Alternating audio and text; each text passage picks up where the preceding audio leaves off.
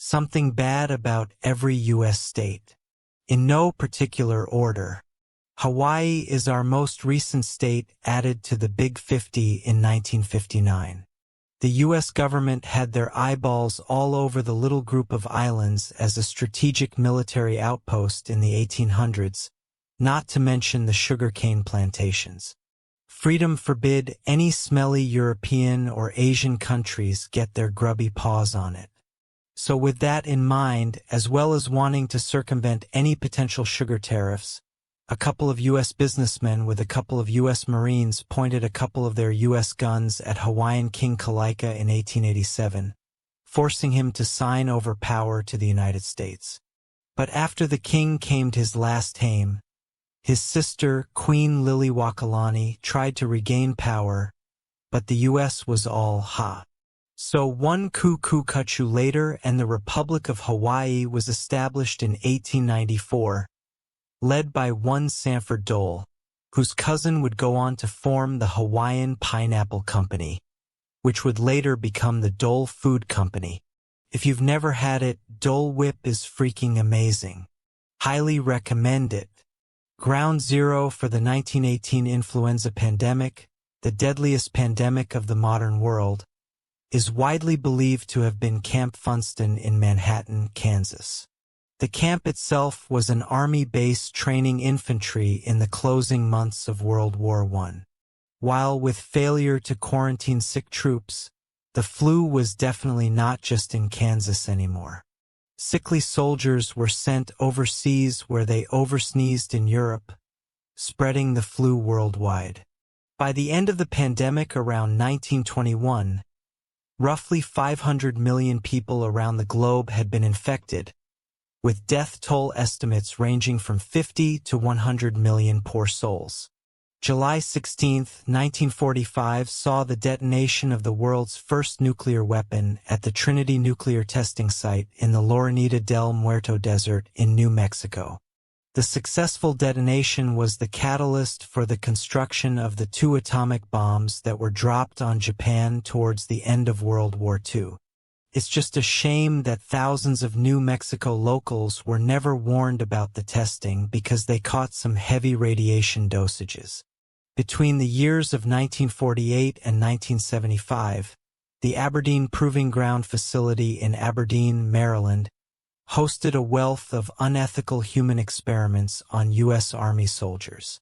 About 7,000 soldiers were experimented on, all without informed consent, meaning that they had no idea what they were getting into. The men were exposed to over 250 different chemical weapons, including mustard gas, deadly nerve agents, and psychoactive substances for the sake of researching effects, preventative measures, and medical treatments. Despite the lethality of some of these substances, dosages were low enough where no deaths were reported. These are getting dark really quick. So here's a silly one. The Aroostook War of 1838 was a bloodless armed standoff between American and British Canadian lumberjacks. While they slept all night and worked all day, there was a disagreement about where the U.S.-Canadian border actually was.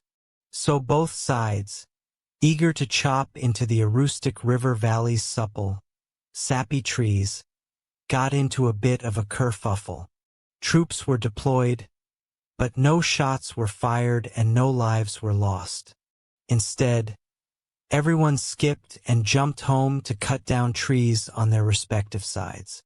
The 1974 super outbreak was one of the most intense tornado outbreaks in recorded history, with 147 separate tornadoes formed in a 25-hour period across 13 states, with Indiana being hit the hardest. 47 fatalities, 1,000 injuries, and hundreds of millions of dollars in damages were reported. That blows. Just slightly west of Virginia is West Virginia, home to the worst mining disaster in the history of the United States so far. On December 6, 1907, the Fairmont Coal Company's No. 6 and No. 8 mine shafts in the Went kablooey. Two separate methane explosions instantly killed hundreds of workers in the mines and trapped any of those fortunate enough to survive. But their luck quickly ran out. The combined blast collapsed most of the existing cave structure and the ventilation shaft, blocking off fresh air and building up toxic gases which suffocated the trapped miners. The lack of any safety standards or respiratory safety equipment made rescue attempts hopeless. Only 5 men managed to be saved, with 362 lives lost.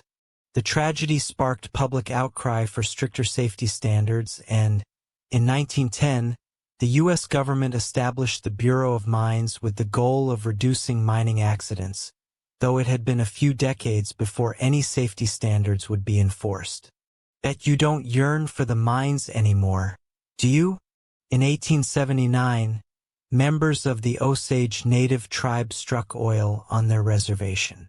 The U.S. government did what it does and quickly swooped in to establish oil production and paid out royalties to the members of the Osage tribe, catapulting them to astronomical levels of wealth. That's when the mysterious deaths started. Congress, not believing that the natives were capable of managing their wealth by themselves, appointed American businessmen and lawyers to look after their finances as legal guardians. Throughout the 1920s, some of these guardians began the systematic murder of 60 Osage natives in order to inherit their wealth. Formal investigations were launched, becoming one of the first major investigations conducted by the FBI. If you want to read more about this, I highly recommend the book Killers of the Flower Moon. There was also a film adaptation done recently, but it apparently wasn't as good. Louisiana. In the early 1900s, there was a plethora of invasive water hyacinths just gunking up the local rivers, not to mention a pervasive meat shortage. So in order to feed 2 birds with 1 scone, the American Hippo Bill was proposed to Congress. The bill would import African hippos to munch on the plants, only for said hippos to be subsequently munched on by Americans. Other animals were on the list, including Manchurian pigs, African buffalo, Tibetan yaks, rhinos, and of course dik-diks. Sadly, the bill never passed, thwarting American plans to deep-throat delicious and nutritious dik-dik meat. A series of massive earthquakes completely rocked southeast Missouri in 1811. One 8.0 magnitude earthquake was so severe that it caused sections of the Mississippi River to flow backwards and several parts of the surrounding landscape to go all bleh. Some people died. Probably. On April 12, 1861, those Yashtang Confederates bombarded Fort Sumter in Charleston, South Carolina for 34 hours straight and 0 hours gay, marking the start of the United States Civil War, which would go on to claim the lives of nearly 700,000 people. The worst massacre in U.S. history involving a school dates all the way back to 1927 in the small town of Bath, Michigan. Local disgruntled douche Andrew Kehoe used dynamite to destroy the Bath Consolidated School, an expensive upgrade to the local school district. The construction and maintenance of the school caused local property taxes to shoot up to account for operating costs. Kehoe, who was already on edge from his failing farming and political careers, as well as a terminally ill wife, had hit a breaking point with the steeper tax burden. Over the course of several months, Kehoe had managed to purchase multiple crates of dynamite, something typically used in farming at the time for stump and boulder removal, and hid them throughout the school.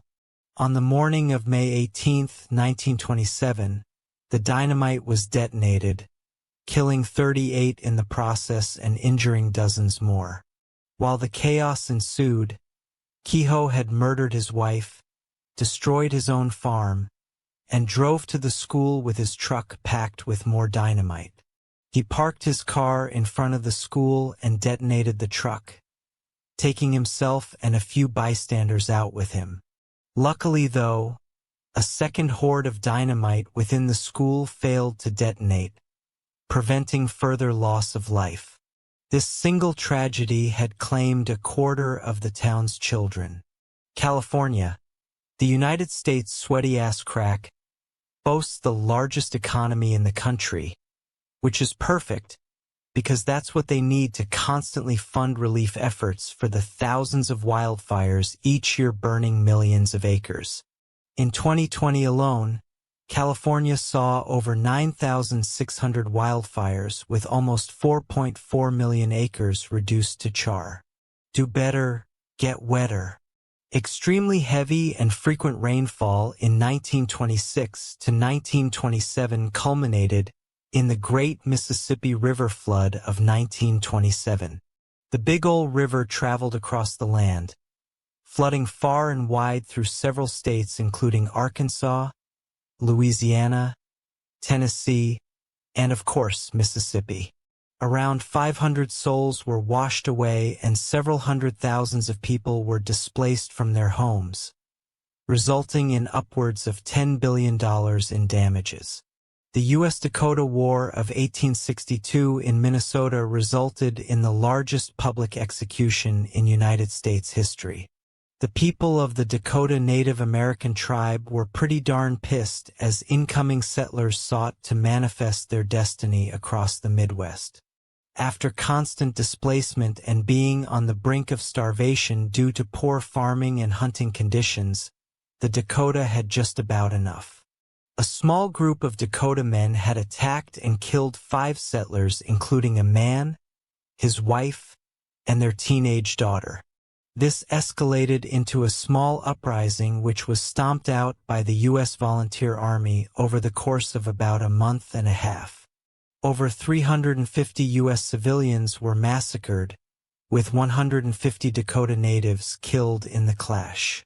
After all was said and done, 400 Dakota men faced trial with 303 sentenced to death, though President Lincoln did reduce this down to just 38 men sentenced for execution. These men received their short drop in a sudden stop in front of a public crowd on December 26, 1862. Since a series of massive earthquakes completely rocked southeast Missouri in 1811. One 8.0 magnitude earthquake was so severe that it caused sections of the Mississippi River to flow backwards and several parts of the surrounding landscape to go all bleh. Some people died. Probably. On April 12, 1861, those Yashtang Confederates bombarded Fort Sumter in Charleston, South Carolina for 34 hours straight and 0 hours gay, marking the start of the United States Civil War, which would go on to claim the lives of nearly 700,000 people. The worst massacre in U.S. history involving a school dates all the way back to 1927 in the small town of Bath, Michigan. Local disgruntled douche Andrew Kehoe used dynamite to destroy the Bath Consolidated School, an expensive upgrade to the local school district.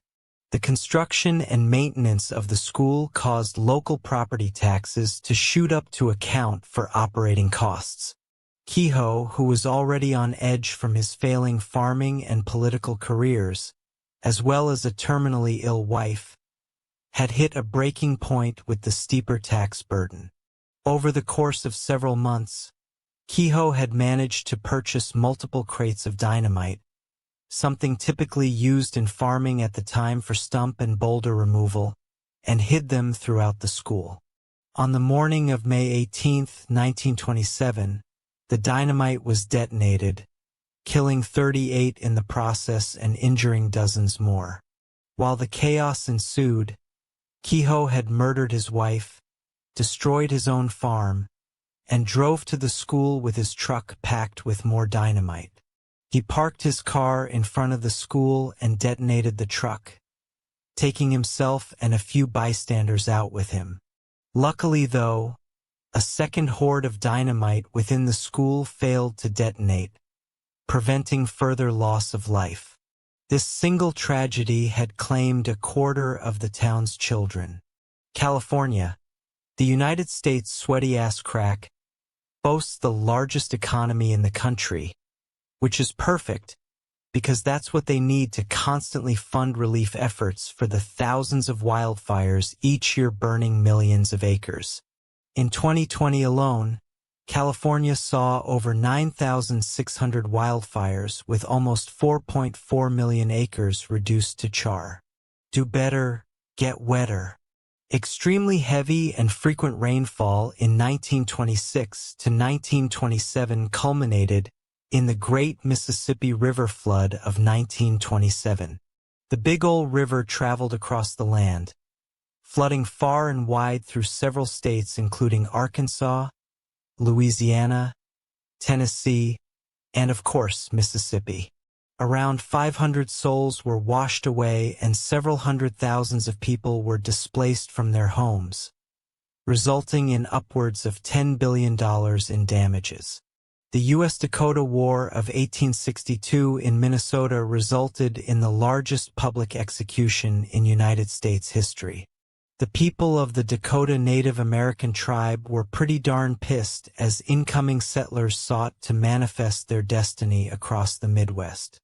After constant displacement and being on the brink of starvation due to poor farming and hunting conditions, the Dakota had just about enough. A small group of Dakota men had attacked and killed 5 settlers, including a man, his wife, and their teenage daughter.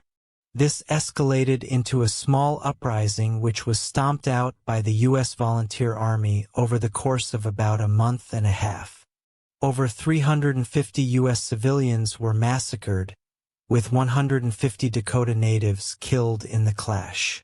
After all was said and done, 400 Dakota men faced trial with 303 sentenced to death, though President Lincoln did reduce this down to just 38 men sentenced for execution. These men received their short drop in a sudden stop in front of a public crowd on December 26, 1862. Since 2007, over 20 detached and decayed human feet had been washed ashore along the coast of the Salish Sea in northeastern Washington. The feet had been found in various shoes, supposedly protected from additional predation from scavengers. Several of the feet had been identified as remains of missing people or those suspected of ending their own life within the area. Pretty sad, but hey, free shoes. In perhaps the worst lapse of judgment in the history of mankind, the city of Cleveland, Ohio organized Balloon Fest in 1986. The goal of the event was to break a world record of most balloons released simultaneously. But I guess no one realized that balloons don't rise in perpetuity. Shortly after the release of over 1.5 million inflatables, a storm system promptly blew the elastic spheres back to Earth, blanketing the city and polluting Lake Erie. Airplanes were grounded, fishermen went missing, waterways became clogged, and many lawsuits were issued. All in all, the cleanup cost the city of Cleveland over $5 million. The people of Oregon really hate it when you pronounce it as Oregon, so I've experienced. But anyway, a few months after the bombing of Pearl Harbor, a single Japanese pilot flew a secret mission to bomb the forests of Oregon in an attempt to divert war supplies. Incendiary bombs were dropped in the forests of Brookings, but in terms of damage, they didn't do jack shit. After the war, the Japanese pilot, Nobuo Fujita, was invited back to Brookings as a guest of honor in order to make amends, which he hesitantly accepted. As a formal apology for his actions, Fujita presented the city his family heirloom katana, one passed down across 400 years, which is still on display in the Chetco Public Library to this day. Timothy Treadwell was a huge fan of wild grizzly bears. Keyword being was. He spent about 13 summers living amongst them in Alaska. Returning one final time towards the end of autumn, the bears then became a huge fan of Timothy. One giant grizzly had attacked Timothy and his girlfriend, mauling and eating the couple. The bear was later shot and killed with an autopsy confirming human remains in its stomach. Fellas, don't befriend giant wild animals. I don't care how cute their ears are. They're wild animals. They will murder you. North Carolina almost became No Carolina in 1961 after a B-52 bomber carrying a payload of 2 nuclear bombs headed towards the Canadian Arctic experienced a catastrophic failure and broke up mid-air shortly after takeoff. The destroyed aircraft unintentionally dropped the bombs back down to Earth, with one falling from the plane as if properly deployed, initiating a sequence of safety switches for detonation. However, one final safety switch failed to actuate, saving North Carolina and a few surrounding states from becoming nothing more than a big black smudge on the globe. The other bombs slammed into the earth but very luckily remained intact and relatively undamaged. Both bombs were rated as 3.8 megaton bombs, about 250 times more powerful than those dropped on Japan at the end of World War II. So yeah, the US almost accidentally nuked itself into oblivion. During the events of World War II, tens of thousands of Japanese Americans were relocated to several internment camps across the country out of fear of domestic attacks. One such camp was the Heart Mountain Camp in Park County, Wyoming, which housed 14,000 Japanese Americans during its 3 years of operation between 1942 and 1945. The camp boasted many activities: a poorly supplied school for children, a hospital, and many sports and social clubs, but, they were still forced to be there and heavily monitored. Way back before the U.S. was even established, the English colony of Jamestown, Virginia, was formed in 1607. Just a few years later, settlers experienced what is known as the Starving Time. The combined effects of the brutal winter of 1609, food shortages, devastating disease, and constant Native American attacks really screwed over colonists who resorted to pure desperation for survival. The colonists ate dogs, rats, their own shoes, and each other in order to survive. 300 settlers saw the beginning of winter, but only 60 saw the beginning of spring. The state of Rhode Island saw around 1,000 slaving voyages between the 18th and 19th century, bringing in an estimated 100,000 slaves to the Americas. The year 1919 saw the occurrence of the Elaine Massacre in Hoopsburg, Arkansas. About 100 African American sharecroppers demanded fairer pricing for their cotton crops as they were frequently underpaid for their labors. During a meeting, which was protected by armed guards, 2 white men rolled up to find out what all the hullabaloo was about. After a brief struggle, some shots were fired, though it's unknown who shot first. One of the men died, the other injured. Well, word got out about the event being a supposed uprising being planned by the black community. In response, several locals and hundreds of U.S. troops were deployed to put an end to the so-called rebellion, resulting in the cold-blooded murder of over 200 African Americans in the area. In 1903, residents of Van Meter, Iowa, reported sightings of a strange bat-like humanoid figure for several nights. Dubbed the Van Meter Visitor, the bat-human dinosaur hybrid monster thing possessed big old flappy wings, sharp claws, and an eerily glowing horn on its melon. Many credible witnesses attested to the sightings, and locals, in true American fashion, shot at the creature in an attempt to kill it. It supposedly escaped to a nearby abandoned mine and was never seen again. In the early 1800s, Colonel William H. Jackson once gifted his favorite oak tree its own deed, legally entitling it to its own ownership and all land within an 8-foot radius of itself. The original tree, located in Athens, Georgia, fell in 1942, but not before an acorn sprouted a new sapling, which legally inherited the land. Why is this bad? That's because there's a chance that this tree owns more land than you do. The Bonneville Salt Flats in northwestern Utah look like something out of a dream sequence.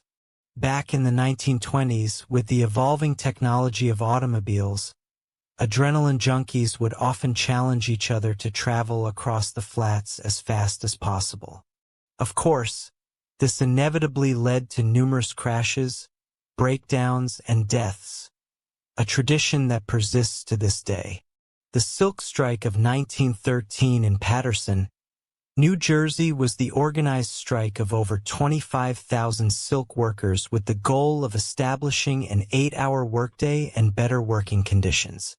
Over the course of the strike's 5-month duration, 300 silk mills had shut down with no workforce, and over 1,800 strikers were arrested for inciting violence. Ultimately, the strike was defeated as influence failed to spread beyond Paterson and no demands were ever met. Speaking of terrible working conditions, the Radium Girls of Ottawa, Illinois were tasked with hand-painting watches with self-luminous paint made from radioactive powdered radium. The women would often point their brushes with their lips to produce finer tips, but their lips inadvertently sipped the radioactive drips, and if one dared to skip the lip tip grip, their managers would flip, so tips remained dipped and their lips remained zipped. Company owners expressed the safety of the material but actively avoided it themselves. The ingestion of the radium, unsurprisingly, caused multiple women to contract radiation poisoning. Between the years of 1917 and 1927, over 50 women had died from acute radiation syndrome. This sparked public outrage and reforms in labor rights. Radium continued to be used in the production of watch dials up to the 1970s. Multiple residents outside of Exeter, New Hampshire, all reported seeing the same strange light pattern in the sky across several evenings in 1965. The large object reportedly moved silently across the night sky, emitting eerie red lights in a specific pattern. The event terrified locals in the area for years, though skeptics have debunked this event as simply a mid-air refueling drill performed by the United States Air Force. Specifically, KC-97 tankers flashed red lights in the same exact pattern that was described by eyewitnesses. The city of Wilmington, Delaware experienced a catastrophic outbreak of cholera and typhoid fever in the late 1800s, thanks to rapid industrialization shitifying up the local water sources. With hundreds sick and dozens dying, the city had to drastically overhaul the local sewer system, including installing a water purification plant in the early 1900s. But at least you can breathe a fresh sigh of relief nowadays. This is a devil's hole pupfish, a critically endangered and supremely cute species of fish found only in the Devil's Hole in the Death Valley National Park in Nevada, or Nevada for the locals. The fish were first discovered back in the 1940s and were almost immediately attempted to be protected. In 1967, they were officially listed as endangered thanks to local drilling by development companies which reduced water levels within the cave system. Despite aggressive conservation efforts, there were only 38 of the little guys in existence as of spring 2025. Making them one of the most critically endangered species on Earth. The Great Jacksonville Fire of 1901 completely reshaped the city of Jacksonville, Florida. After a rogue kitchen fire broke out, the flames quickly spread to a nearby mattress factory. After more than 8 hours, the inferno finally came under control after completely engulfing majority of the city, destroying almost 2,400 buildings in the process, rendering 10,000 people homeless and 7 people dead. Now that's what I call a fire sale. Farmers in the late 1960s and early 1970s were pretty pissed to find their precious moo cows slaughtered and mutilated beyond natural means. Investigations clocked in over 8,000 separate mutilations over the years. Some of the bulbous bovines were found to have sedatives in their systems, while others were secretly marked with fluorescent paint. Unidentified aircraft in the area were spotted, suggesting government interventions or possible secret weapons testing. But no conclusive evidence was ever found. 19th century Philadelphia, Pennsylvania saw the rise of several teeth thieves who would go around robbing graves of entire bodies. The corpses would be sold to nearby medical schools for anatomical study, while the teeth were extracted and sold to companies who made dentures. Remember to smile. Kentucky is home to the McCoy family, one half of the infamous Hatfield-McCoy family feud. Initial squabbles began in the 1870s over the Civil War, with the Hatfields being Confederate sympathizers and the McCoys being pro-Union. Across 30 years, multiple lawsuits, thefts, and even murders escalated the feud, with over a dozen family members killed. The feud finally came to an end in the late 1890s. Or did it? About 100 years after the start of it all, descendants of the families came together to duke it out on the game show Family Feud in 1979, with the McCoys coming out on top. Nowadays, the family homes are tourist attractions, holding annual festivals with activities like tug-of-war and sight tours to commemorate the decades-long dispute. Just north of South Dakota is North Dakota, and boy did it suffer a harsh winter in 1936. Record low temperatures plummeted all the way down to negative 60 degrees Fahrenheit. That's negative 51°C for you foreigners. The frigid forecast froze farm fauna fleeing for favorable feverishness. Entire towns burned through their coal supplies, leaving families to die in their homes from exposure. In 1847, nearly 200 Dutch immigrants made their way over from the Netherlands to Wisconsin in search of a better life, but a similar cold climate.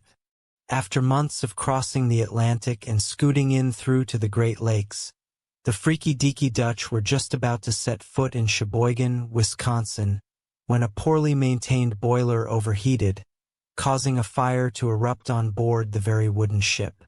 Unfortunately, the ship only had 2 lifeboats, capable of holding about 20 people each.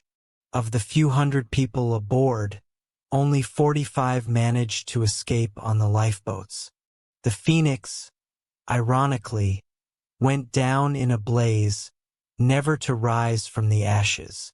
Mysterious deaths surrounding the Ray family had caused concern for the townsfolk of Jewett City, Connecticut. These supposedly healthy family members were stricken down left and right from an undetectable killer. The boys of the family became paler by the day and were seen coughing up blood until ultimately passing away within the coming days. The reasonable cause of death, the townsfolk thought, was vampires. In order to stop the undead from rising and killing others, the recently deceased were exhumed from their graves and burned. The real culprit? Tuberculosis. Conveniently enough, though, the burning of the corpses probably did prevent the contagious disease from spreading any further. Go figure. In 1855, the U.S. government approved the import of several camels to serve as pack animals through the arid landscape of the Southwest, formally establishing the United States Camel Corps. But then the Civil War broke out a few years later in 1861, and the camels were either sold off or completely abandoned in the desert, supposedly being spotted over the next several decades. Roam free, fellas. Boston, Massachusetts, is home to the deadliest nightclub fire in U.S. history. The Coconut Grove fire burned itself into people's memories in 1942 with a wealth of poor safety choices leading to the brutal blaze. Exit doors were chained up to prevent unauthorized access. Air conditioners were filled with flammable refrigerants, and everyone was packed in like sardines. Not to mention the fact that all of the lavish interior decor could catch fire faster than a witch in Salem. In all, 492 people ended up dying in the inferno. The club owner, Barney Walensky, who was very much aware of his club's safety code violations, was convicted on just 19 counts of manslaughter and was sentenced to just 15 years in prison, though he was pardoned after just 4. He ended up dying a few weeks after release from cancer. Now, when you're chilling in class, the last thing you want to experience is a big old gas explosion. But unfortunately, the students in the New London School in New London, Texas, were about to do just that. Alright, class, who can tell me what happens when you hook a big chunk of magnesium into some water? Yep, wrong. That's an easy one.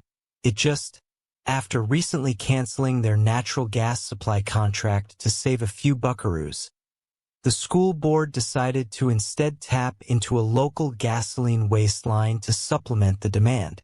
The shitty and shoddy plumbing work caused natural gas leaks throughout the school's basement crawl spaces. Keep in mind that natural gas is colorless and odorless, so no one was really aware of any leaks, except for the students who complained of headaches, though they were ignored by the staff. The creeping gas cloud was inadvertently ignited on March 18, 1937, causing an instantaneous explosion that killed 295 out of roughly 500 students and staff present in the building. The disaster led to a reform of requiring odorous additives to be added to natural gas supplies for better detection of leaks. If you're looking for a breath of fresh air, New York City is probably not the best place to do so, especially in 1966. The Great New York City smog blanketed the Big Apple in a giant fart cloud of carbon monoxide, sulfur dioxide, and smoke. The dense haze persisted for 3 days across the 1966 Thanksgiving weekend. A public health study estimated that about 10% of the city's population suffered some adverse health effects from sucking in the smelly smog. In the end, 168 New Yorkers ended up biting the dust, prompting President Lyndon B. Johnson and several members of Congress to produce the 1967 Air Quality Act and amendments to the 1970 Clean Air Act, which heavily reduced air pollution down to more manageable levels of toxicity. In the wake of the U.S. Civil War, the South was really hurting for some cheap labor as all of their slaves were just freed thanks to the 13th Amendment. The best alternative? Prisoners. Convicts were extremely cheap compared to full-time employees.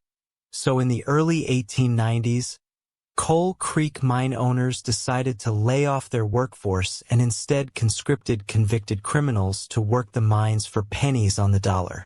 But instead of milling around, the recently sacked and salty miners decided to pick a fight, sparking the Coal Creek War of 1891. The manic miners attacked a load of state prisons and mining properties, ensuring their efforts would not be in vain. The National Guard was called in, arresting over 500 workers. The scuffle did result in Tennessee ending their convict leasing program in 1896. So that's a win. Sweet Home Alabama is home to Yellow Mama, an electric chair built in 1927 by master carpenter and inmate Ed Mason. 152 criminals have gotten the sweet stinging embrace of Yellow Mama's arms, with her final zap being performed in 2002. Since then, death row inmates were given the legal right to choose their demise. Either lethal injection or the chair, and to no surprise, they opt for the less painful option.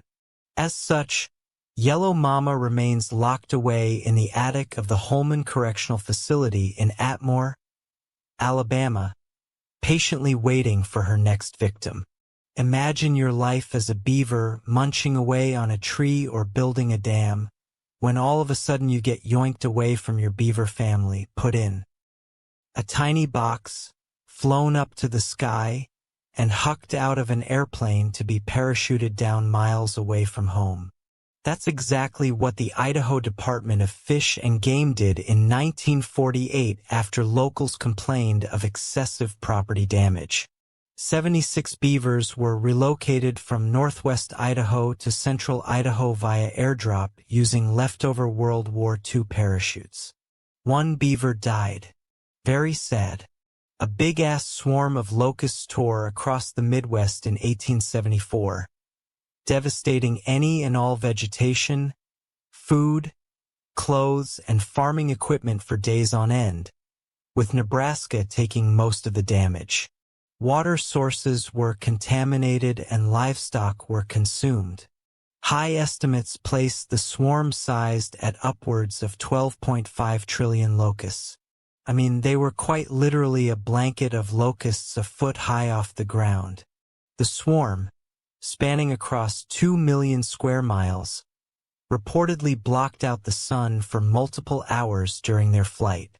By the time the locust plague had passed, the Midwest had sustained over $200 million in crop damages. Bennington Triangle, located across southwestern Vermont, saw several people disappear under mysterious circumstances between 1945 and 1950. The most well-known case being the disappearance of 18-year-old student Paula Jean Weldon, who up and vanished in 1946 and was never seen again. The young girl had reportedly left her college campus in the afternoon and proceeded to walk 6 miles to a nearby trail before going missing. Lack of substantial police investigation, evidence, or witnesses left the case cold. The poorly run investigation had prompted the Vermont legislature to create the Vermont State Police just 7 months after Paula Jean's disappearance. Hundreds of Lakota Sioux natives were gunned down during the Wounded Knee Massacre of 1890 after natives began expressing frustration and anger over continued forced relocation and broken promises from the U.S. government. A new religious movement called the Ghost Dance, a literal dance performed in hopes of ridding the land of white settlers, was seen as a potential act of rebellion. As a precaution, natives were rounded up and disarmed by the U.S. Army. A misunderstanding surrounding an accidental misfire of a rifle saw the murder of about 300 native men, women, and children. Montana is home to one of the most famous archaeological hoaxes of all time, the Cardiff Giant, a quote-unquote petrified man supposedly recovered from a well in 1869 by 2 local workers. The giant hardened human stood at over 10 feet tall and weighed about 3,000 pounds. The giant acted as an attraction to which thousands of tourists flocked for 50 cents a pop, roughly $12 in today's money counting for inflation. Visitors stood in complete awe at the supposed relic of human history as proof of how giants once roamed the earth, but in reality, the stone statue was just that, a statue. It was created by one George Hull in an attempt to show how easily the public could be fooled by fake artifacts. He constructed the statue and buried it in the aforementioned well where, a year later, he instructed his unaware workers to dig it up as a genuine artifact. Well, shut up. Okay. After just 2 months of worldwide spectacle, Hull proudly confessed to the hoax as one big gotcha moment, calling everyone a bunch of stupid idiots. Well, there you go. That's something historically bad about every U.S. state. If you want to hear some weird stuff about every country in the world, click this. I'll see you over there.